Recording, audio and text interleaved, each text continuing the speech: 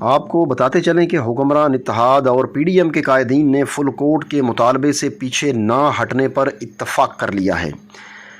اجلاس میں supreme court کے 3 رکنی بینچ کے فیصلے کی روشنی میں مستقبل کی حکمت عملی تیار کی گئی۔ تمام قائدین نے ممکنہ صورتحال میں متفقہ حکمت عملی کے ساتھ آگے بڑھنے پر اتفاق کیا ہے۔ یاد رہے کہ سپریم کورٹ نے حکمران اتحاد کی ڈپٹی اسپیکر کی رولنگ کے کیس میں فل کورٹ بینچ تشکیل دینے کی استدعا مسترد کر دی ہے۔ عدالت نے فیصلہ سناتے ہوئے کہا کہ ڈپٹی اسپیکر کی رولنگ کا کیس کل صبح 11:30 بجے سنا جائے گا۔ وزیر اعظم ہاؤس میں حکمران اتحاد اور پی ڈی ایم کے قائدین کا اہم مشاورتی اجلاس ہوا، جس میں وزیر اعظم شہباز شریف، پی ڈی ایم سربراہ مولانا فضل الرحمان، پی پی چیئرمین بلاول بھٹو شریک ہوئے۔ ایم کیو ایم، کاف لیگ، اے این پی، باپ، بی این پی سمیت دیگر اتحادی جماعتوں کے قائدین بھی اجلاس میں شریک ہوئے۔ مسلم لیگ نون کی نائب صدر مریم نواز اور پارٹی کے دیگر قائدین بھی اجلاس میں موجود تھے۔